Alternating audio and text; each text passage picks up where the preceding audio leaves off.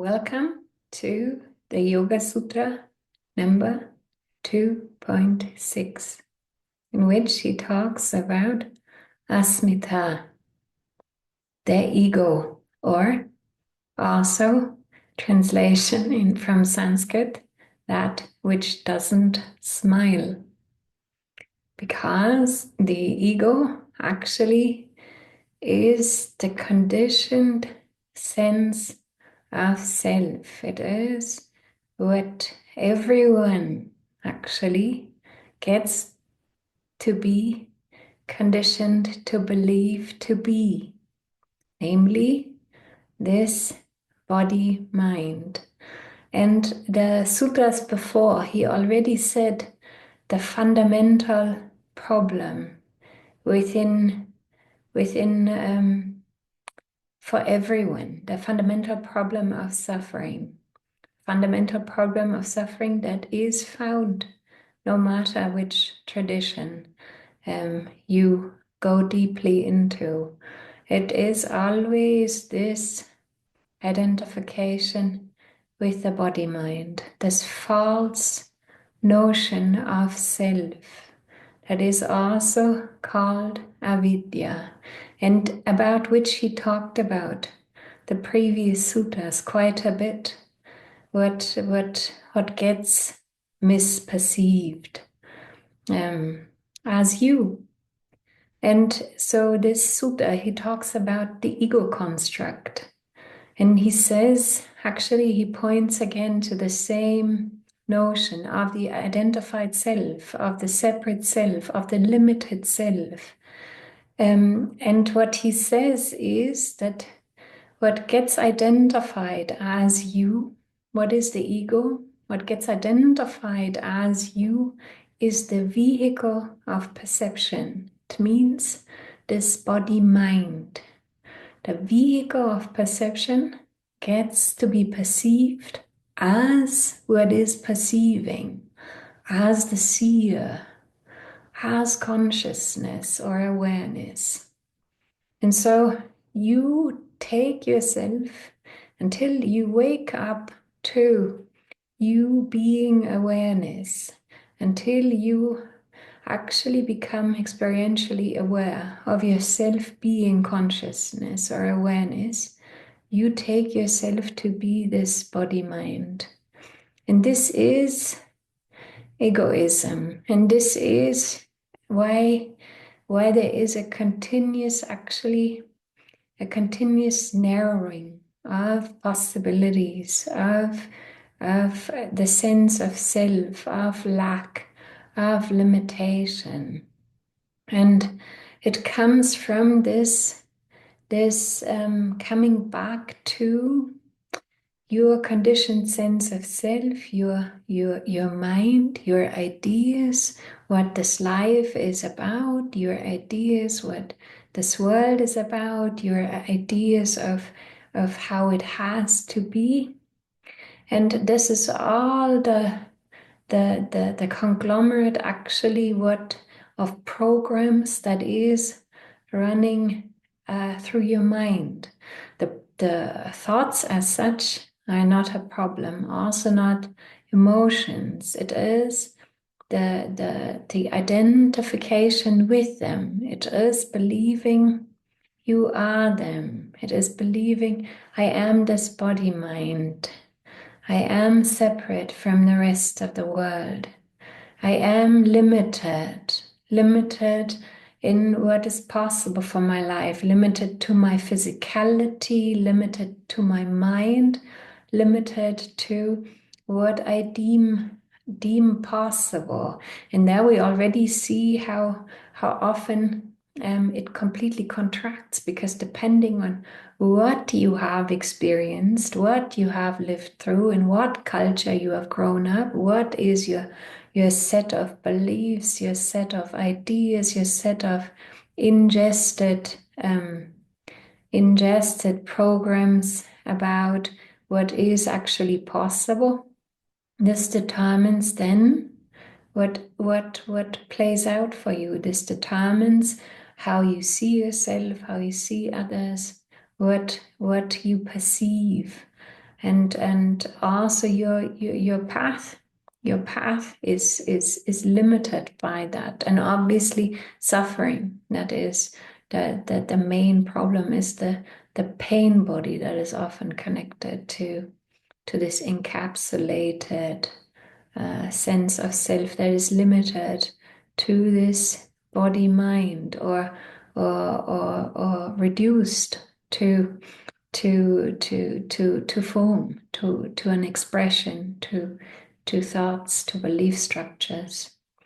And so there is I am angry, I don't like this, I like this, I would rather have this. This is all what you perceive is you, and what you feel defines you also.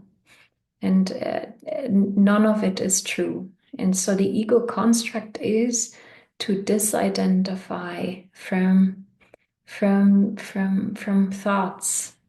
It doesn't mean you cannot have a thinking mind or engage your mind. It also doesn't mean that there shouldn't be any emotions or thoughts. It means that you are no longer found in them. You don't define yourself through them. You don't feel encapsulated by them. You don't make up an identity around them. And you also become aware of the meanings that you give, and that you then feel somehow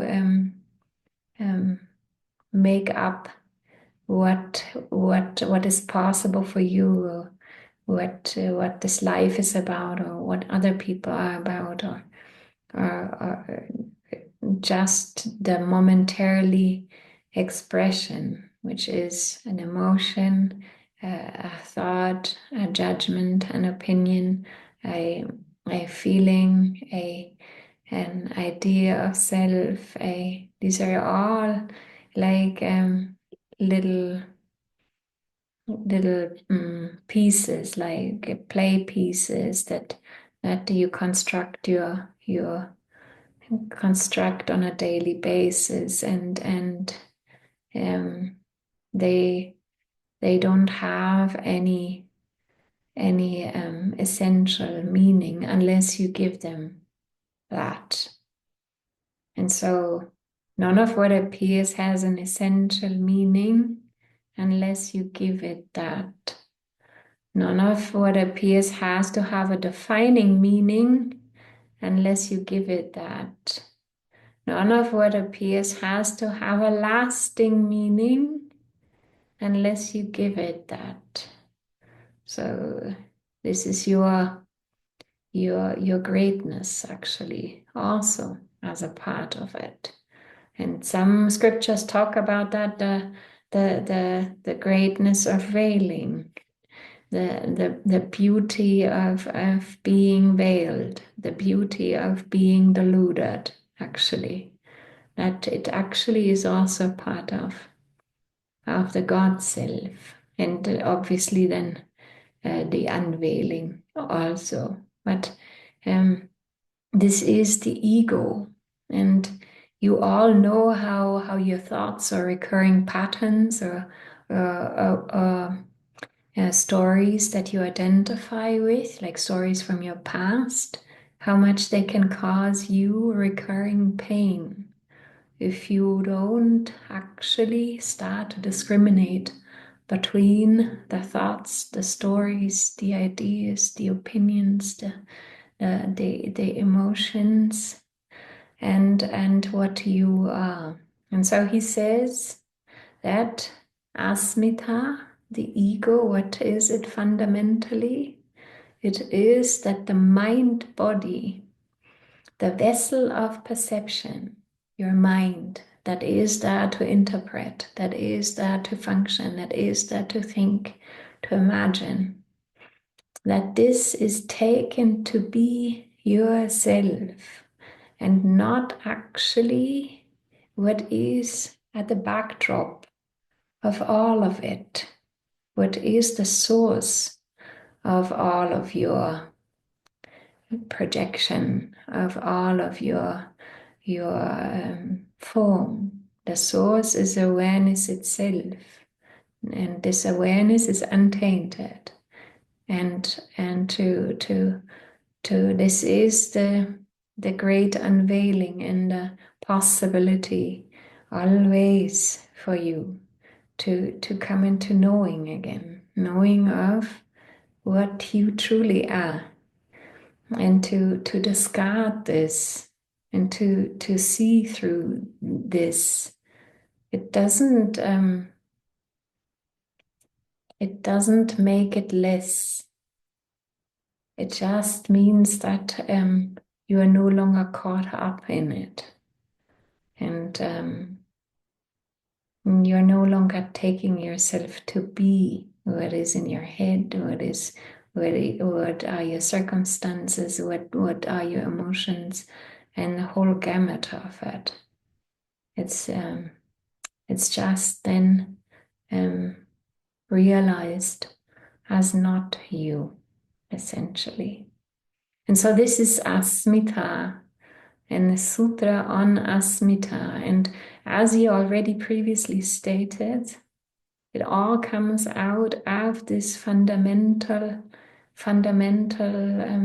illusion, fundamental delusion that we are all conditioned with, to believe ourselves to be this from a very early age. And so it has this momentum to it, this momentum to believe yourself to be that. So it is like an uncloaking, uncovering, an uncloaking of yourself from this heavy cloak of thoughts, heavy cloak of stories, heavy cloak of meanings, heavy cloak of perceptions, and to remember your infinity, your infinite essence. Namaste.